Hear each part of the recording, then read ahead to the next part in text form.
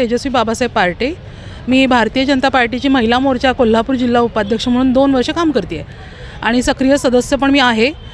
आता सध्या असं झालं की प्रभाग क्रमांक 12 हा जुने 4 मतदारसंघ एकत्र येऊन झालेला प्रभाग आहे. याच्यामध्ये एक महिला पण उमेदवार होत्या. ताराराणी आघाडी भाजपमधून निवडून आल्या होत्या आणि आर डी पाटील पण होते. आणि त्याशिवाय वोरासाहेबांचं हे उगमस्थान, वोरासाहेबांनी इथनं भाजपला जन्म दिला हे सांगायला काय आम्हाला वाईट वाटत नाही की वोरासाहेबांनीच भाजपला तिथून जन्म दिला आणि त्या जन्मभूमीतच, भाजपाच्या जन्मभूमीतच आपल्याला भाजपाचं तिकीटच दिलं नाही, भाजपाला जागाच दिली नाही, हे कमळ तिथून काढून टाकलं. ही इतकी दुर्दैवी घटना आहे. आणि आमच्या सगळ्या महिलांच्यावर, आता महिलांना आरक्षण 50% असतानासुद्धा आमच्या महिलांवरती म्हणजे अत्याचार झालेला आहे हा. आणि हा आपल्या पक्षाकडून अत्याचार झालेला आहे. कारण पक्षाकडं आम्ही म्हणजे आमचं एक काय आपण पालकत्व म्हणून आपण पक्षाकडे बघतो. मग त्या पालकांनी मुलींना न्याय व्यवस्थित द्यायला हवा होता आणि आम्हाला त्यांच्याकडून ती छोटीशीच अपेक्षा होती की आम्ही सगळ्या महिला कार्य करतोय तर आम्हाला ही संधी मिळावी. आणि आपल्या याच्यामध्ये हिंदू मंदिरे इतकी आहेत की आम्हाला त्या मंदिरांसाठी काहीतरी करायचं होतं. महालक्ष्मी मंदिरामध्ये आपल्याला ड्रेस कोड आहे, हे सगळ्या गोष्टी आम्हाला आणायच्या होत्या इथं, पण आम्हाला ती संधी दिली नाही. आम्हाला त्या संधीतनं बाजूला काढून टाकले. आणि हे आमच्यासाठी म्हणजे आता आम्ही काय त्या पक्षासाठी बोलायचं आणि काय नाही हे आमच्याकडे शब्दच नाही आहेत. पण आता आम्ही पक्षाच्या विरोधात जाऊन आम्ही अपक्ष फॉर्म भरलेले आहेत आणि हिंदुत्वाचं काम आम्ही हे असं कायम अखंड चालू ठेवणार आहे. अपक्ष फॉर्म भरून आम्ही आमची पण म्हणजे आमची काय पात्रता आहे, कार्यकर्ते काय करू शकतात हे त्यांना दिसायला पाहिजे. हीच आमची आता अपेक्षा आहे की पक्षाने याचा पुरेपूर विचार करावा की हिंदुत्व ठेवायचं आहे का घालवायचं आहे. खरं तर महिला मोर्चे शहर उपाध्यक्ष तुम्ही आहे. जागा वाटपामध्ये आपल्या पक्षाकडून कुठं आपल्याला विश्वासात घेतलं नाही. कसं असतं महिला मोर्चाची ही आघाड्या असतात, त्यामुळे ह्याच्यामध्ये सगळे ज्येष्ठ पदाधिकारीच ह्याच्यामध्ये इन्व्हॉल्व होतात. आघाड्यांमध्ये जर घेतलं तर अध्यक्षांना घेतलं जातं विचारात, हे महत्त्वाचं आहे. आपल्या अध्यक्षांनी यात काय हे केलं नाही, अध्यक्षांनी आम्हाला तरी काय विश्वासात घेतलं नाही. विश्वासात आम्हाला घेतलंच नाही अध्यक्षांनी आमच्या. आता आपली भूमिका आपण केली, पण आता त्याच्यानंतर आपण पक्षात राहणार आहात का पक्षाचे काम करणार आहात? आता नाही, आता आम्ही फक्त निवडणूक लढवायचं आहे आम्हाला. निवडणूक झाल्यानंतर मग आम्ही काय तो निर्णय घेणार. पण आम्ही हिंदुत्वाचं काम कधीही थांबवणार नाही. कारण माझे वडील हिंदू एकतेचे अध्यक्ष होते, नगरसेवक राहिलेत ते. त्यांनी आत्तापर्यंत हिंदूचीच कामं केली आहेत, हिंदुत्वासाठीच लढलेत ते. त्यामुळे आम्ही तोच वसा घेऊन पुढे चाललो आहे. नमस्कार, मी आसावरी अविनाश जुगदार.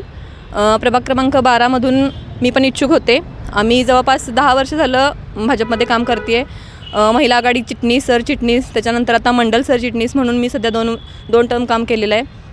प्रत्येक योजना भागात राबवणं, प्रत्येकांशी कॉन्टॅक्ट करणं किंवा कुणाच्या काही सोयी गैरसोयी असतील त्या सगळ्या निरसन करणं, ह्यामध्ये आम्ही कार्यरत आहे. कार्यकर्ता म्हणून आम्ही ज्या लेवलला आम्हाला काम करायला जमतं तितक्या लेवलला आम्ही काम केलेलं आहे. पण आम्ही एक इच्छुक म्हणून पण होतो की इथं आम्ही एवढं काम केलेलं आहे, भाजप इथं रुजवलेलं आहे, तर भाजपकडून आम्हाला नक्की तिकीट मिळेल.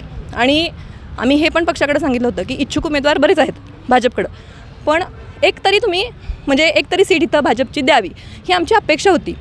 आणि इथं आता अशी कंडिशन आहे की एकही सीट भाजपला नाही आहे. म्हणजे ही सगळ्यात दुर्दैवी घटना आम्हाला वाटते की आम्ही असं पण सांगितलं होतं की इथं महायुती न करता सगळ्यात वेगळा निर्णय इथं घ्या की 4ही सीट म्हणजे भाजपच्याच असू देत, तिथं पण आपण ताकदीनं लढूया. पण ते जरी नाही झालं तरी एका उमेदवाराच्या पाठीमागे आम्ही 100% उभं राहणार हे पण आम्ही सांगितलं होतं. तरी पण एकही सीट न देणं म्हणजे ही खूप आश्चर्याची आणि धक्कादायक गोष्ट आहे असं मला वाटते. पुढची भूमिका पुढं आता मी तर अपक्ष म्हणून फॉर्म भरलेलाच आहे आणि इथून पुढं अपक्ष म्हणूनच मी सध्या तरी काम करणार आहे. इथं भागात माझा तेच विचार आहे की अपक्ष म्हणून सध्या माझ्याकडे लोक काय दृष्टीनं बघतात हे तरी मी चाचपणी करण्याचा प्रयत्न करेन. मला पक्षाच्या पदाधिकाऱ्यांना पण असंच सांगायचं आहे किंवा कुठल्याही पक्ष असू दे, नेत्यांना एवढंच सांगायचं आहे, कार्यकर्त्याला कधीच हलक्यात घेऊ नका. कारण कार्यकर्ताच तुम्हाला घडवतो. रस्त्यावर फिरणारा हा कार्यकर्ताच असतो. मतं हुडकून आणून त्या लोकांना जागेपर्यंत, मतापर्यंत पोचवणारा हा कार्यकर्ताच असतो. त्यामुळं कार्यकर्त्याला हलक्यात घेऊ नका. आणि महिला कार्यकर्त्यांना तर अजिबात नको. महिला कार्यकर्त्याही खूप म्हणजे खांद्याला खांदा लावून काम करणारे आहेत, योजना घरापर्यंत पोहोचवणाऱ्या महिलाच आहेत.